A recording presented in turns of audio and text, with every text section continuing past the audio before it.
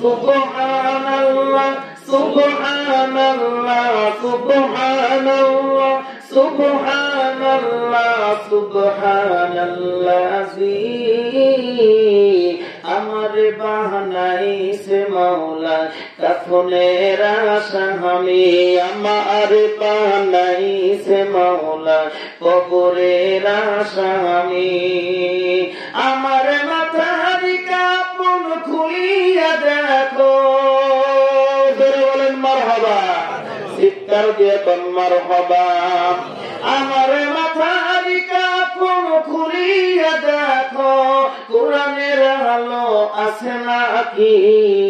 নবীর কাছে শুই না দেখো আমার যাবিন যায় নাকি? সুবহানাল্লাহ সুবহানাল্লাহ সুবহানাল্লাযী আমারে বানাইছে মাওলা কাফনের আসামি। আমারে বুকের কাপড় খুলিয়া দেখো, বলেন মারহাবা, চিৎকার দিয়ে কোন মারহাবা। আমারে বুকের কাপড় খুলিয়া দেখো, নূরের আলো আছে নাকি? নবীর কাছে শুই না দেখো আমার যাবিন যায় নাকি? সুবহানাল্লাহ সুবহানাল্লাহ সুবহানাল্লাযী আমারে বানাইছে মাওলা কাফনের আসামি। চিৎকার দিয়ে বল ঠিক কিনা? অন্ধকার এই মতিদাস স্যার, শ্রদ্ধেয় সম্মানিত সভাপতি সাহেব, দিগার উলামায়ে কেরাম, এখানে উপস্থিত মুরব্বিয়ানে কেরাম, যুবক ভাইরা, কচি কাছারা, পর্দার আড়ালের আমার মাকসুরাত মা ও বোনেরা, আমি সকলের দৃষ্টি আকর্ষণ করে বলছি, আপনারা সবাই ভালো আছেন তো? আলহামদুলিল্লাহ। সবাই ভালো আছেন? আসুন তাহলে আমরা কলেমাতুশ শুকরিয়া আদায় করছি, একটাবার জবান খুলে পড়ি আলহামদুলিল্লাহ, আর জোরে পড়ি আলহামদুলিল্লাহ।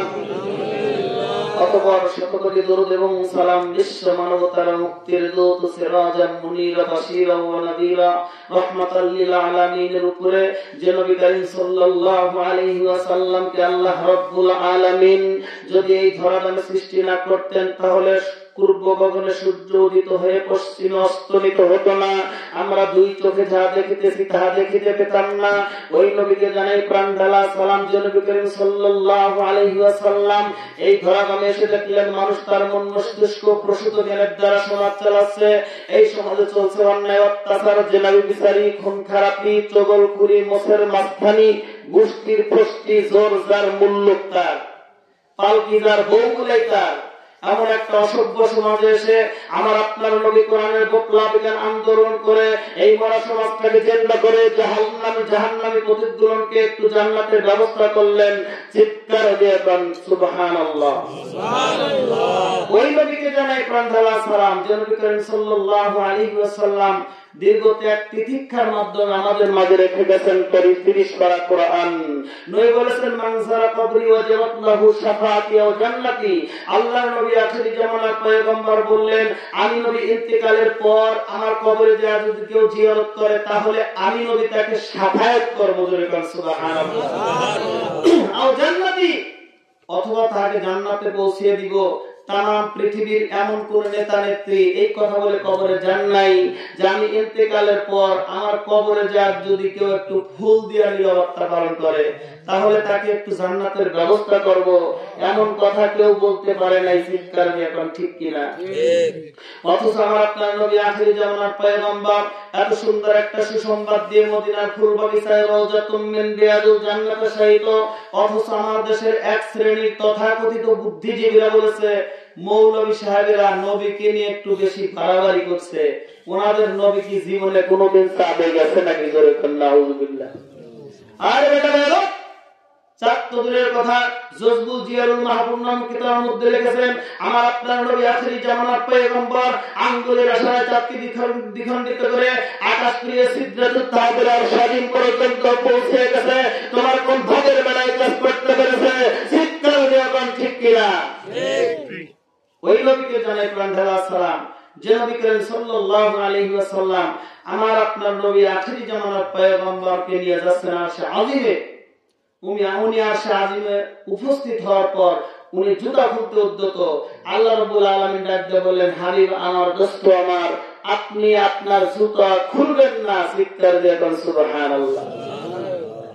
এই কথা বলার সঙ্গে সঙ্গে আমার আপনার নবী আখির জামানার পয়গম্বর বললেন, আল্লাহ রাব্বুল আলামিন হযরত মুসা আলাইহিস সালাতু ওয়াস সালামকে আপনি জুতা খোলার নির্দেশ দিয়েছিলেন, আমাকে কেন নিষেধ করেন?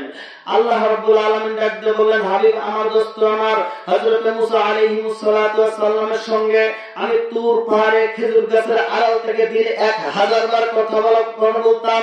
আমার কথা বলার কারণে গোটা তুর পাহাড় ধন্য হয়ে গেছে।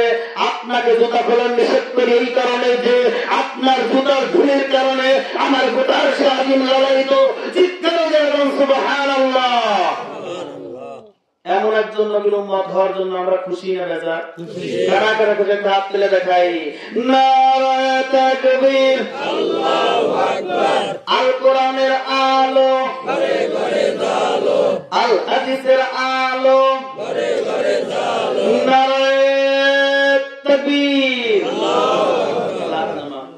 সম্মানিত উপস্থিতি, আসলে ওয়াজ যেটুকু হওয়ার কথা ওইটুকু হয়ে গেছে।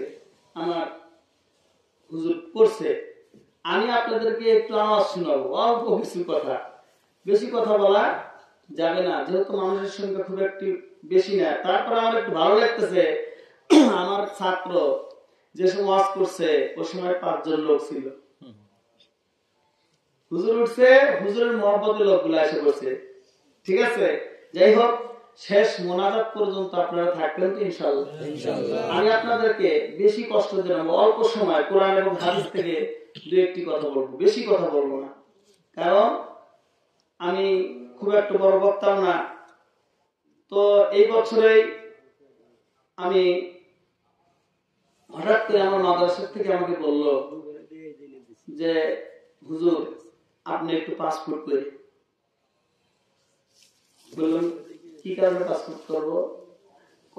বলতেছে আপনার উমরায় যাওয়ার টাকা কয়েকজন মানুষ দিচ্ছে, আপনি উমরা করে আসবেন। আসলে আমার টাকা দিয়ে আমি উমরা করে আসিনি, কেউ দিচ্ছে, সে টাকা দিয়ে উমরা করে আসছি। আসার পর থেকেই মনে করেন যে ওয়াজ করতেছি, আজকে অনেক দিন হয়েছে, মানে করতেছি প্রত্যেক দিন। আসলে গলার ইয়েটাও ভালো, শরীর একটু খারাপ, আপনারা বুঝতেছেন সবাই। যাই হোক, অল্প সময় কিছু কথা বলবো।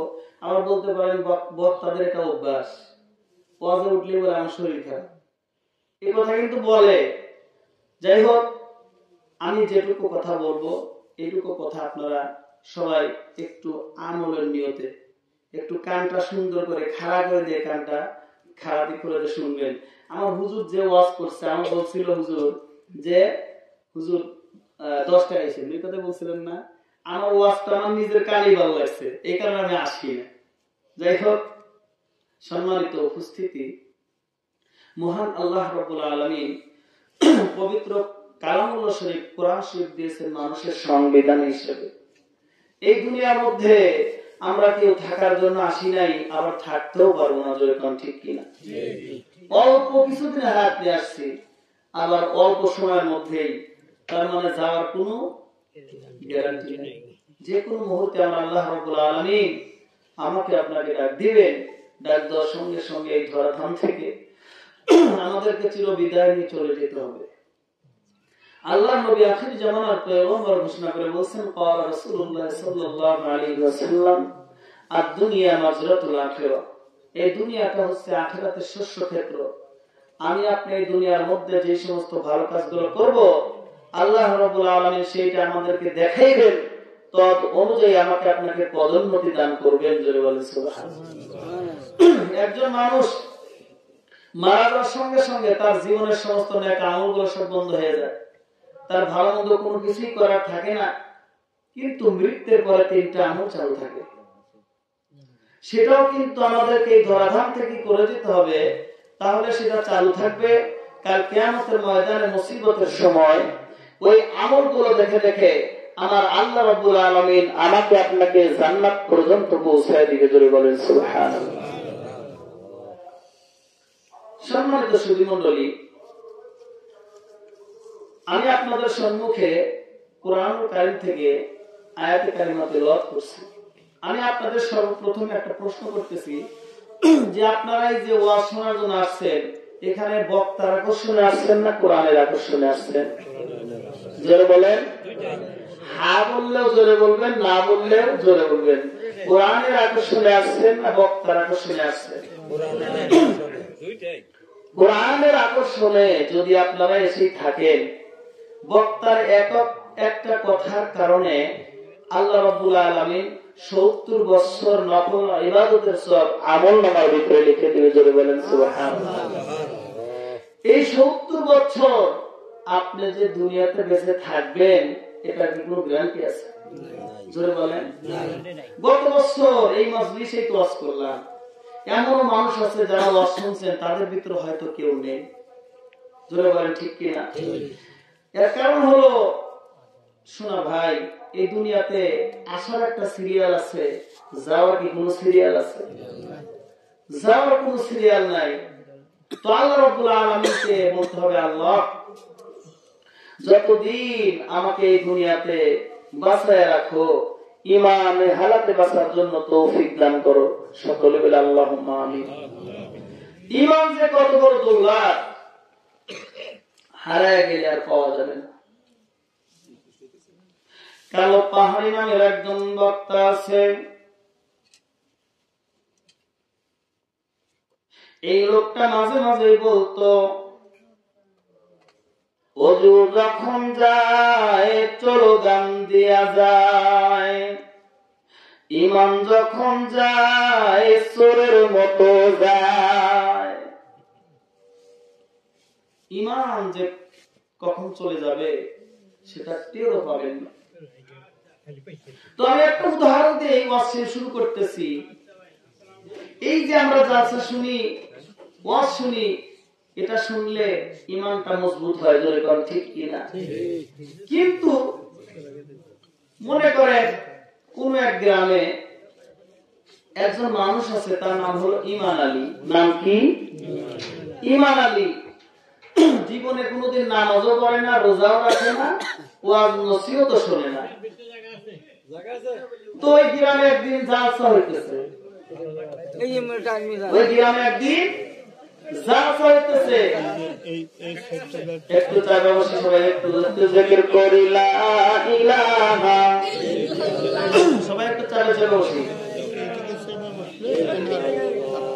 লা ইলাহা ইল্লাল্লাহ, লা ইলাহা, ভিতরে আসেন, লা ইলাহা ইল্লাল্লাহ, লা ইলাহা ইল্লাল্লাহ, লা ইলাহা ইল্লাল্লাহ মুহাম্মাদুর রাসূলুল্লাহ, লা ইলাহা ইল্লাল্লাহ, লা ইলাহা ইল্লাল্লাহ মুহাম্মাদুর রাসূলুল্লাহ।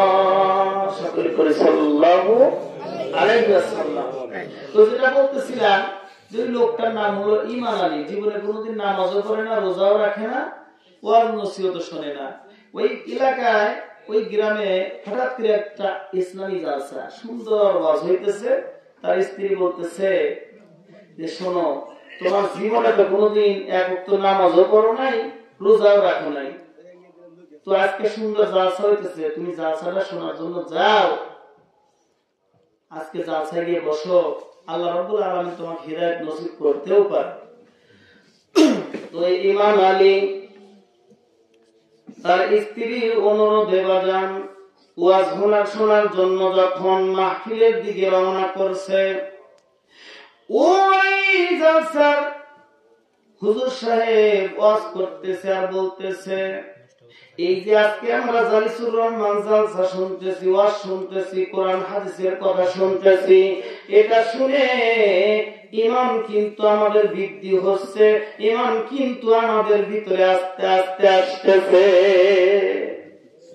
ঈমান তো বাড়ি থেকে রওনা করছে, ঈমান চিন্তা করছে, আমি বাড়ি থেকে আসতেছি, হুজুর কিভাবে দেখলো, হুজুর জানলো কিভাবে?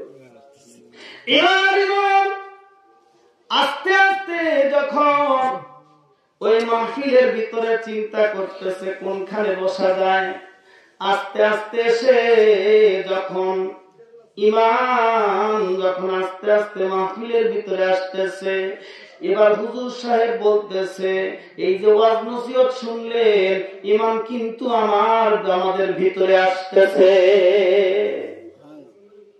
ইমাম এসে একবারে ওই পিছনে বসছে, বসে চিন্তা করতেছে আমি আসলাম, হুজুর কিভাবে দেখলো।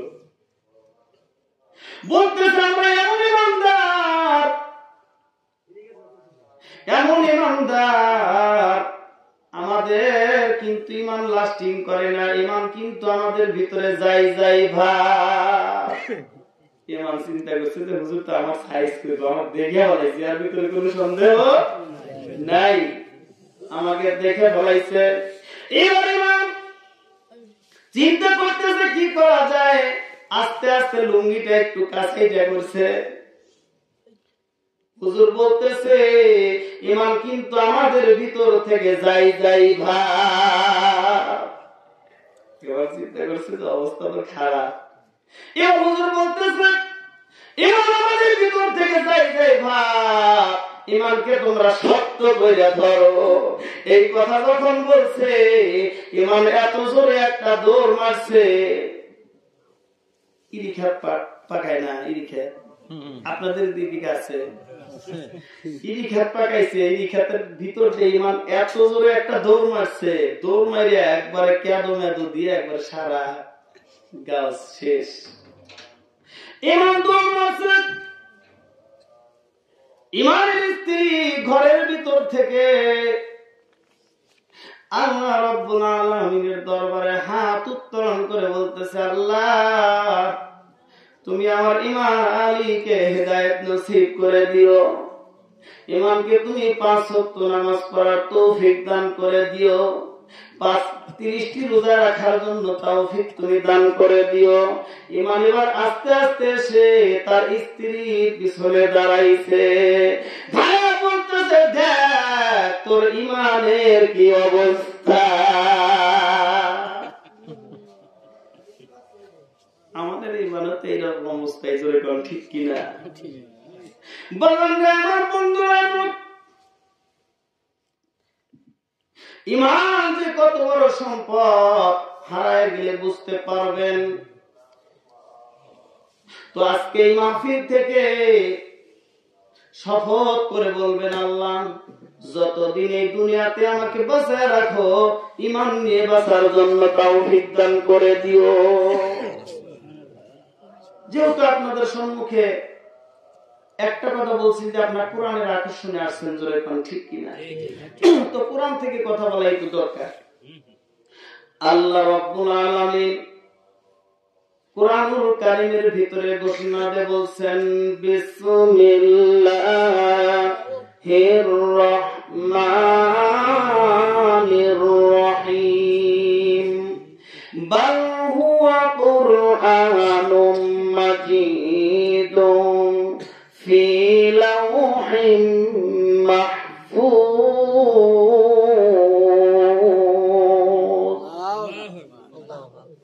মানুষ যেরকম কথা বলতে পারে, আল্লাহ রাব্বুল আলামিনের কালামুল্লাহ শরীফ কোরআনও সেই রকম কথা বলতে পারে, এটা বিশ্বাস হয়। এই কোরআনুল কারীমকে আপনি যদি জিজ্ঞাসা করেন, কোরআন তোমার বাড়ি কোথায়, এই কোরআনুল কারীম আমার আপনার কানের কাছে এসে সুন্দর করে বলে দেয়, বাল হুয়া কুরআনুম মাজিদুন ফি লাওহিম মাহফুজ। এই কোরআনুল কারীম আমার আপনার কানের কাছে এসে সুন্দর করে বলে দিল, আমার বাড়িটা হলো লৌহে মাহফুজে। এই কোরআনুল কারীমকে যদি আপনি আবার জিজ্ঞাসা করো, কোরআন আপনার বাড়িটা লৌহে মাহফুজে, এটা বুঝলাম, এটা ঠিক, কিন্তু আপনি এই পৃথিবীর জমিনে কোন দিনে আসলেন, কোন মাসে আসলেন? এই কুরআনুল কারীম আমার আপনার কানের কাছে এসে সুন্দর করে বলে দেয়, বিসমিল্লাহির রহমানির রহিম। শাহরু রমাদানাল্লাযী উনজিলা ফীহিল কুরআন। এই কুরআনুল কারীম আমার আপনার কানের কাছে সে সুন্দর করে বলে দিল, আমি লৌহে মাহফুজ থেকে আসছি, রমজানুল মুবারক মাসে এই পৃথিবীর জমিনে আসছি। করে কোন সুবহানাল্লাহ। এই কুরআনুল কারীমকে আপনি যদি আবার জিজ্ঞাসা করেন, কুরআন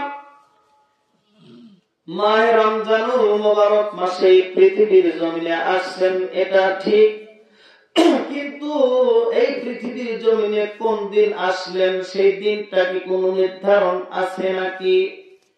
এই কুরআনুল কারীম আমার আপনার কানের কাছে এসে সুন্দর করে বলে দেয়, বিসমিল্লাহির রহমানির রহিম। লাইলাতুল কদরি খায়রুম মিন আলফি শাহর। এই কুরআনুল কারীম আমার আপনার কানের কাছে এসে বলে দিল, আমি লাইলাতুল কদরের রাত্রিতে এই পৃথিবীর জমিনে এসেছি।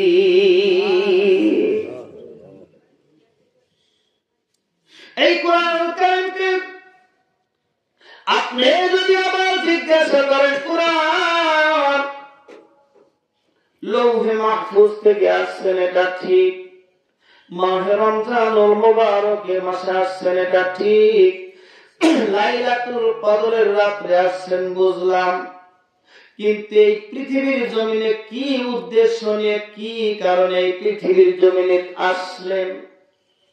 এই কুরআনুল কারীম আমার আপনার কানের কাছে এসে সুন্দর করে বলে দেয়, হুদাল লিল মুত্তাকিন।